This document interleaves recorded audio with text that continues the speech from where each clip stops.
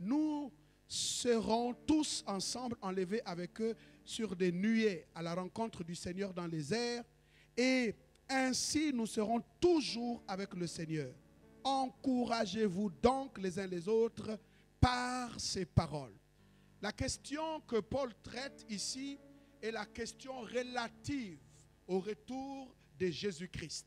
Le retour de Jésus constitue pour nous croyants une véritable espérance. L'apôtre Paul l'a déjà traité dans son épître aux Romains en disant « l'espérance ne trompe pas ».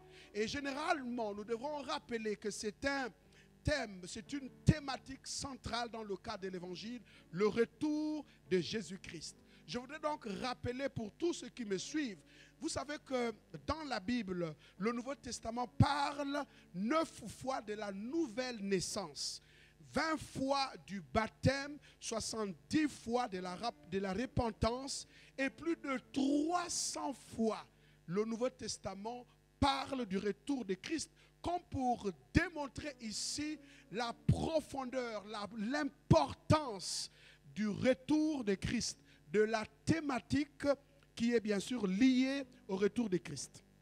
Le retour de Christ est fondamental dans la parole de Dieu et particulièrement dans le Nouveau Testament. Parce que le retour de Christ offre ici aux croyants une véritable espérance.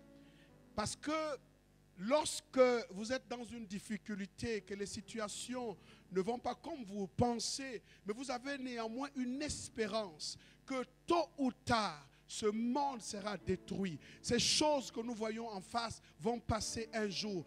Tout ce que nous sommes en train de voir ont une durée de vie. La Bible dit que le monde et sa convoitise passeront, mais la parole de Dieu demeure toujours. Et c'est parce que la parole de Dieu demeure, c'est que Dieu a dit, il finit par l'accomplir. Jésus-Christ revient.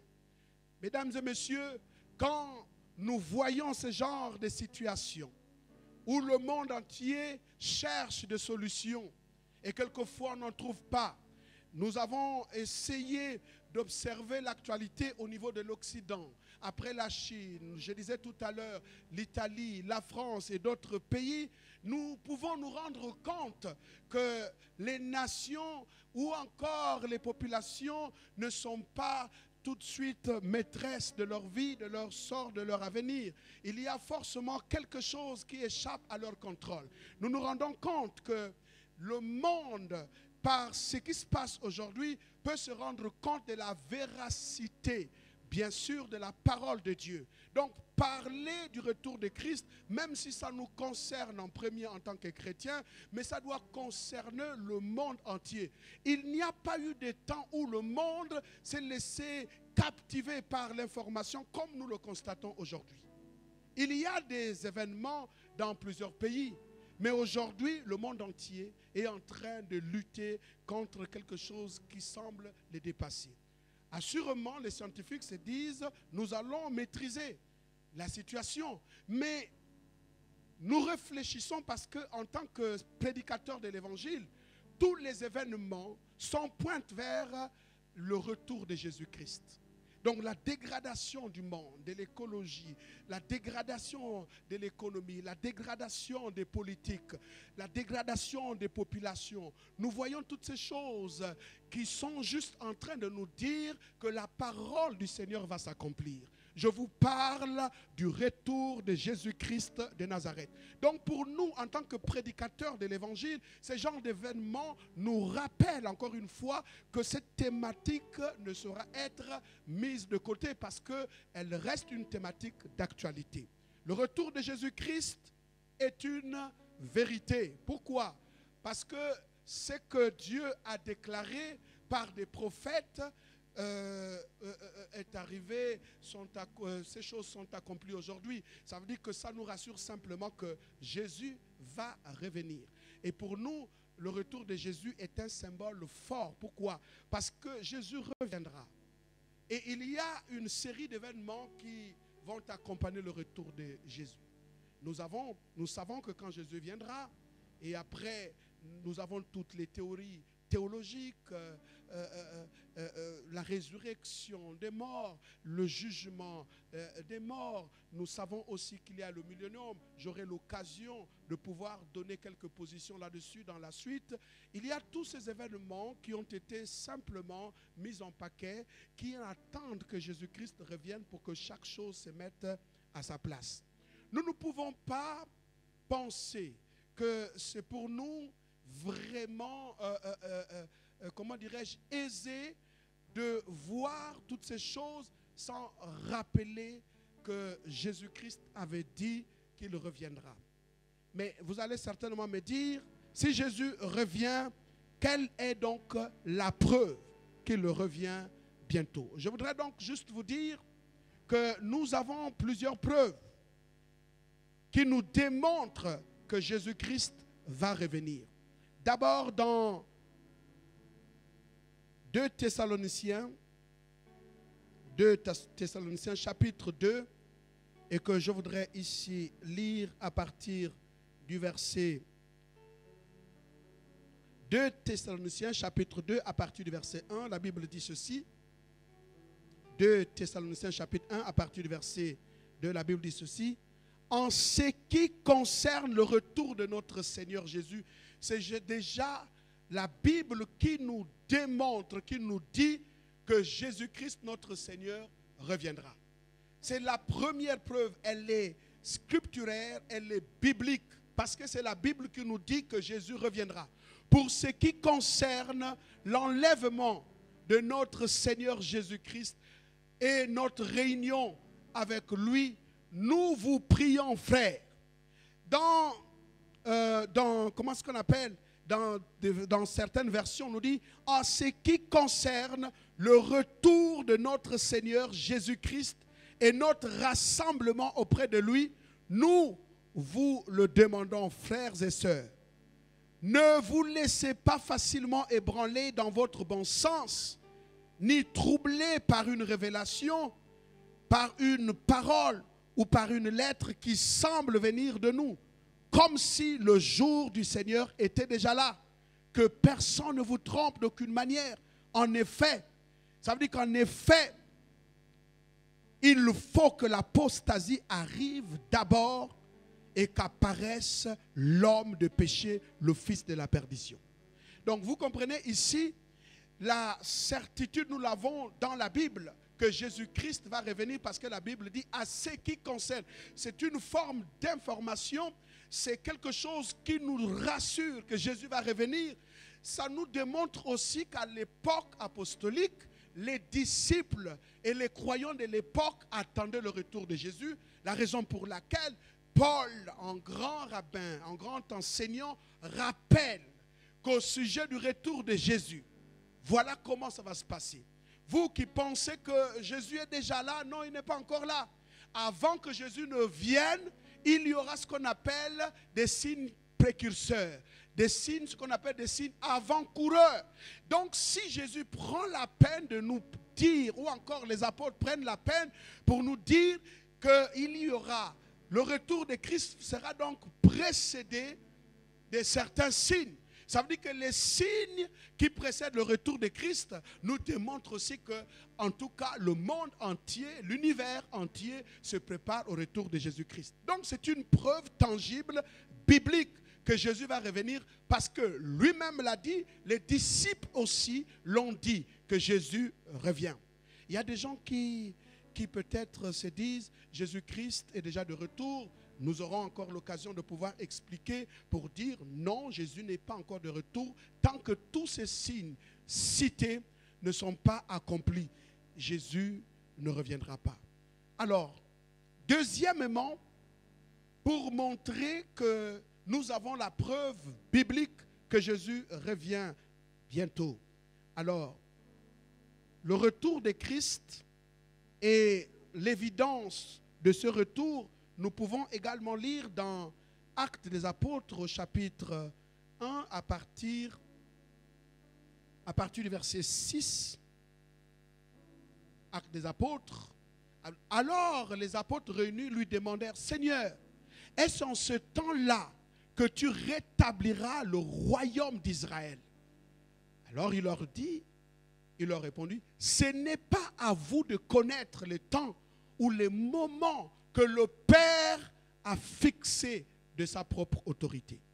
Avant, s'il vous plaît, nous allons lire peut-être on va revenir sur les passages précédents, mais dans la continuité, on dit, il leur répondu, ce n'est pas à vous de connaître les temps ou les moments que le Père a fixés de sa propre autorité. Verset 8, mais vous recevrez une puissance, le Saint-Esprit survenant sur vous, et vous serez mes témoins à Jérusalem, dans toute la Judée et dans la Samarie, et jusqu'aux extrémités de la terre.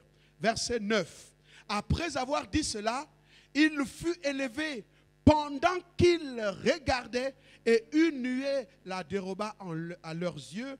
Verset 10, et comme ils avaient les regards fixés vers le ciel pendant qu'ils s'en allaient, voici deux hommes vêtus de blanc leur apparurent.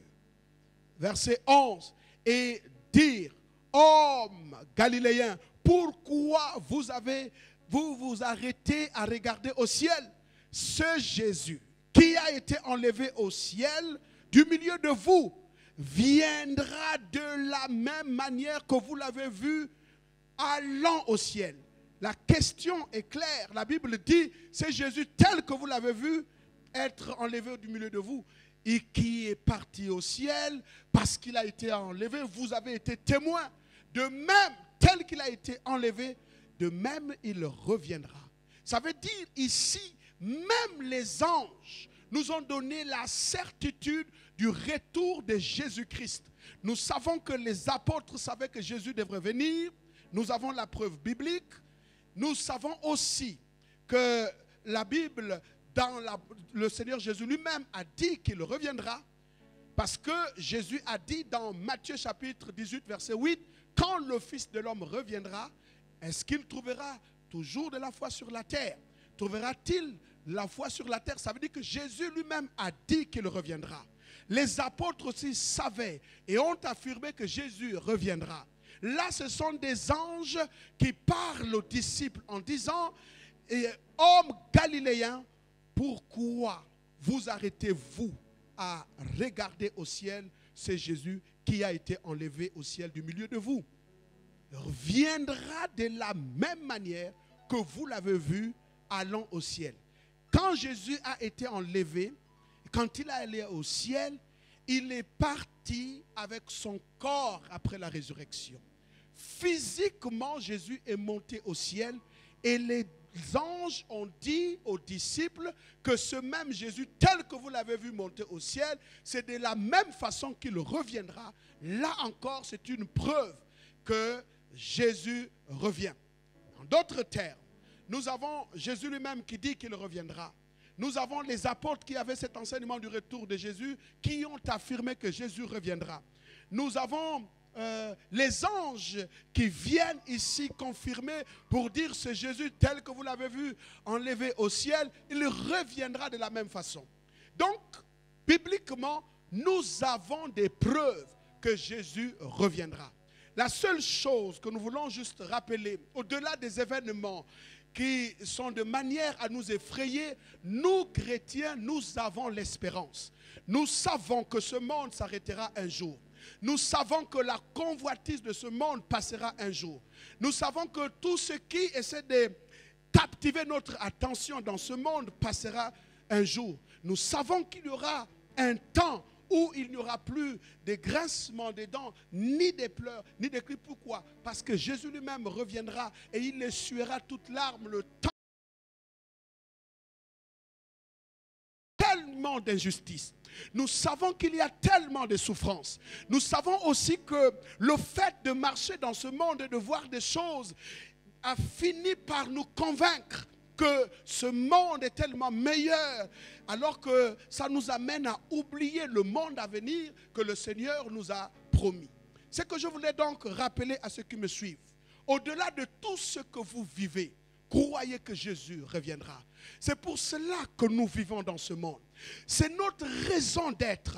C'est pour cela que nous pouvons marcher pour prêcher l'évangile. C'est pour cela que nous pouvons donner de notre substance à ceux qui souffrent. Pourquoi? Parce que le temps viendra où quand le Seigneur viendra, il jugera toutes choses et chacun sera jugé en fonction de ses actes. Bien-aimés, nous sommes des pèlerins sur la terre. L'Église n'attend pas ici le retour d'un homme politique. L'Église n'attend pas la venue des véhicules, du matériel. Ce dont l'Église attend, c'est le retour d'un homme. Cet homme, c'est Jésus-Christ de Nazareth. Celui qui est mort à la croix, qui est ressuscité le 3e jour, qui est monté auprès du Père. La Bible dit qu'il est assis à la droite du Père et il intercède pour nous. Nous avons, en tant que prédicateurs de l'évangile, rappelé que la raison pour laquelle le Saint-Esprit nous a été donné, c'est pour que nous soyons les témoins de ce Seigneur qui reviendra. Nous voulons donc profiter de ce temps pour dire que le monde doit se réveiller. Le monde doit accepter aujourd'hui que la seule solution, c'est Jésus-Christ de Nazareth. Vous pouvez conformer vos voix avant que Jésus ne revienne. Il nous a donné un temps par son amour pour que chacun puisse se repentir, pour que chacun puisse préparer ce retour, afin que le retour de Jésus-Christ ne soit pas pour les uns un retour où on sera obligé de craindre, mais plutôt la joie de savoir que le roi est de retour. Dorénavant, notre vie, notre condition, notre situation va changer. Je voudrais donc rappeler que ce qui arrive dans ce monde, peut-être que les gens diront que nous sommes des prédicateurs profito-situationnistes.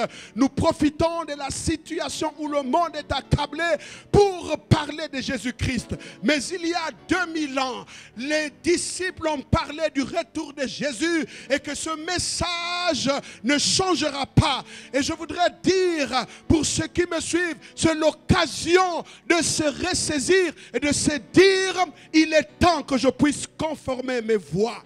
Peut-être tu ne le savais pas, tu le sais aujourd'hui que Jésus-Christ va revenir. Le monde et sa convoitise, nous insistons là-dessus, passeront un jour, mais la parole de Dieu ne passera pas. 1 Jean chapitre 3 verset 3. 1 Jean chapitre 3 verset 3, la Bible nous dit ceci.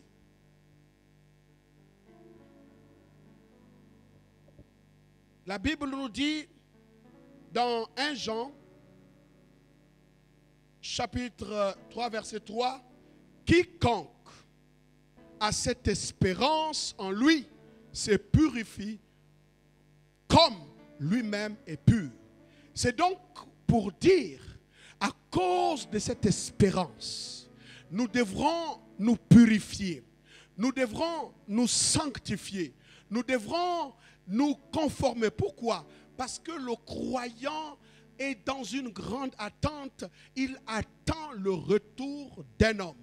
Il attend le retour de Jésus. Et que ce retour de Jésus, parce que nous avons cette espérance, ça nous amène à nous purifier. Ça nous amène à nous sanctifier. Ça nous amène à nous séparer de tout ce qui peut compromettre notre éternité. Ça nous amène à comprendre que pour tout ce qu'on peut dire, il y a un temps pour toute chose. Il y a un temps pour toute chose. Peut-être la passion avec laquelle nous sommes en train de parler ce soir, c'est juste pour que chacun de nous essaye de se réveiller.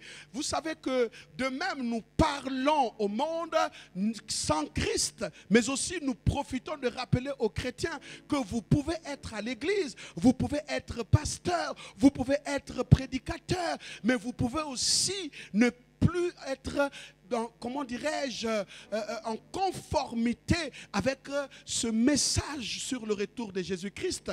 C'est pour cette raison que nous devrons dire comme l'apôtre Paul, examinons-nous minutieusement pour savoir si nous sommes toujours dans la foi. Parce que c'est très important. Vous savez, aujourd'hui, nous sommes en train de faire ce travail. Malgré le fait que ce soir, je ne parle pas à un auditoire qui est présent devant moi, mais je parle à vous qui êtes dans vos maisons. Je parle à vous parce que je trouve comme une responsabilité en vertu de la foi qui est la vôtre, que je puisse participer et de manière à ce que je continue à vous fortifier. Mais vous savez, dans nos églises, il est bien vrai que le message sur le retour de Christ a disparu sur nos chairs. Parce qu'aujourd'hui, on parle de la bénédiction, on parle comment dirais-je, du matérialisme et ainsi de suite. Et beaucoup de choses sont peut-être bien, mais il faut qu'on se dise un peu la vérité, c'est que le retour de Christ est fondamental. Parce qu'une vie de 50 ans, une vie de 60 ans, 80 ans, de 100 ans, c'est rien par rapport à l'éternité sans fin où nous serons avec le Seigneur. Donc il est mieux pour moi de comprendre que si je n'ai pas obtenu certaines choses, maintenant je les obtiendrai pleinement en Christ Jésus-Christ. En Christ Jésus, s'il vous plaît, je les obtiendrai. Donc je rappelle que ce qui arrive aujourd'hui, il y a interdiction des rassemblements, donc dans les lieux des cultes. Mais vous savez que c'est le moment où jamais le diable se déchaîne pour s'attaquer à votre foi. Mais vous devrez savoir qu'au-delà de tout, nous attendons un homme, Jésus-Christ de Nazareth. Et si j'avais un conseil à nous donner, c'est de vous poser la question ou de se poser la question, où est-ce que vous en êtes avec le message sur le retour de Christ? Où est-ce que vous en êtes aujourd'hui? Parce qu'il y a tellement de choses dans l'Église, il y a tellement des révélations, des doctrines et ainsi de suite. Mais qu'en est-il de ton rapport avec le message sur le retour de Christ? Vous savez, la Bible nous a rappelé, je voudrais terminer avec 1 Thessaloniciens chapitre 4, et je vais lire le verset 15. Je vais terminer avec ça pour montrer que à partir de vendredi, nous rentrons pleinement dans ce sujet pour vous montrer les enjeux, bien sûr, de cette thématique.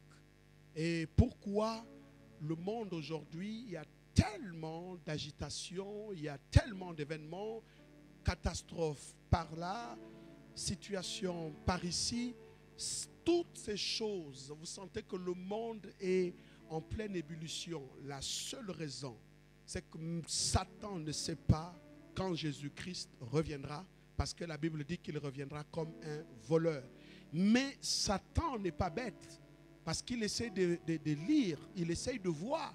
Parce que toutes les prophéties relatives au retour de Christ, si on n'abuse pas, nous en sommes pratiquement à 70, 80, 90 des prophéties qui sont déjà accomplies.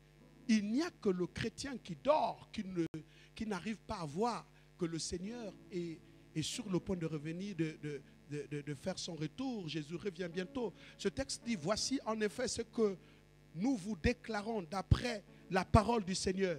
Nous les vivants, restons pour l'avènement du Seigneur. Nous ne dévancerons pas ceux qui sont morts. Verset 16. Car le Seigneur lui-même a un signal donné à la voix d'un archange et au son de la trompette de Dieu descendra du ciel et les morts en Christ ressusciteront premièrement. Ensuite, nous les vivants qui serons restés, nous serons tous ensemble enlevés avec eux sur des nuées à la rencontre du Seigneur dans les airs. Et ainsi, nous serons toujours avec lui. Toujours, ça veut dire que pour l'éternité. Et c'est pourquoi la Bible dit que qui me séparera de l'amour de Christ? Rien ne me séparera de l'amour de Christ. Il dit, nous resterons toujours avec le Seigneur. Toujours avec le Seigneur. Et le verset suivant, il dit, consolez-vous donc les uns les autres par ces paroles. La Bible dit que ce sont des paroles qui devraient nous consoler dans nos situations actuelles, dans des choses que nous voyons aujourd'hui, nous constatons. Vous savez, vendredi, quand nous allons, comment dirais-je, parler des situations contemporaines, donc on va les citer pour vous montrer le temps, vous allez comprendre que l'heure est vraiment avancée. Si l'apôtre Paul dit, consolez-vous donc Or, le terme donc, consolez-vous donc, marque ici en fait la conclusion. Consolez-vous donc les uns les autres par voie de conséquence sur la base de ce que je vous ai dit. En effet, vous devrez donc vous consoler les uns les autres. C'est-à-dire quoi que vous viviez, quoi que vous fassiez, quoi qu'on vous dise, ces paroles doivent être pour nous une source de consolation. Quelle consolation de savoir qu'au moment où le monde s'élève, où il y a l'adversité, l'hostilité de la part de l'ennemi, quelle consolation de savoir que tous les sacrifices que j'ai consentis, enfin, au son de la trompette, quand l'archange sonnera la trompette et on annoncera le retour de Christ. Le retour de Christ pour nous, c'est la cessation aussi de la souffrance. L'oppresseur va devoir se retirer des choses qu'on vivait. C'est la fin de toutes ces choses. Quelle merveilleuse espérance de savoir que quand Jésus reviendra, je serai obligé de passer de la souffrance, de l'ignominie, de la nudité et de toutes ces choses qui m'humiliaient à une situation reluisante. La gloire de savoir que moi aussi je veux participer dans la gloire du Seigneur. La Bible nous dit que même l'impie sera détruit par l'éclat de sa gloire. Quelle gloire de savoir que moi je ferai partie de ce cortège et je ferai partie de ceux qui seront avec le Seigneur pour toujours. Réjouis-toi, bien-aimé. Et vous qui passez par des situations difficiles, il y a un temps pour toutes choses. Je voudrais t'encourager que personne ne pourra t'enlever cette espérance. Paul a dit l'espérance ne trompe jamais. C'est que la Bible t'a dit, c'est que la Bible a promis, le Seigneur juste l'accomplira. Notre Seigneur est sur le point de venir. La terre, le ciel et tout ce qu'il compose savent que le jour de l'apparition de Christ, toutes ces choses s'arrêteront parce que la gloire de Jésus-Christ va être de telle sorte que le monde sera marqué par son retour. Alléluia. Réjouis-toi malgré ta difficulté et ta souffrance. C'est que je veux simplement que tu saches que personne ne vienne te dire quelque chose pour nuire à ta foi. Non, garde la parole de Dieu, garde la promesse de Dieu. Si tu n'as rien aujourd'hui, mais ce n'est pas bien grave. Jésus, ton Seigneur, sait ce qui est pour toi important et capital. Je vais donc rappeler que ce temps est arrivé et le Seigneur est tellement proche et que nous devrons nous encourager les uns les autres dans cette espérance chrétienne. Je termine en disant, j'ai connu une personne. Cette personne s'est consacrée au Seigneur parce que, étant tellement convaincu que Jésus-Christ reviendra. C'est parce qu'elle avait une espérance chrétienne qu'elle était prête. Je dis bien prête à tout.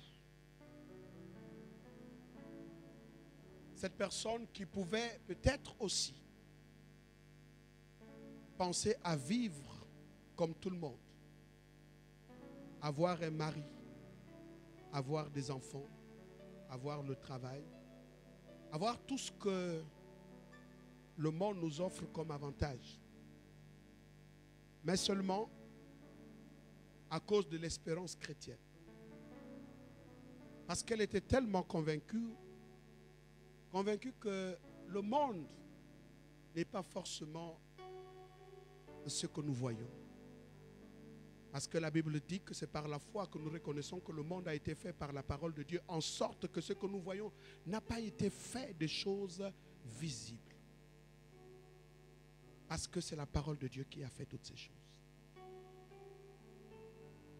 qu'elle s'est donnée au Seigneur. Alors que elle voyait bien qu'elle pouvait aussi avoir la vie des autres. Mais le message de l'espérance chrétienne retentissait dans son esprit. Et la personne s'en est allée sans laisser un enfant, sans être mariée,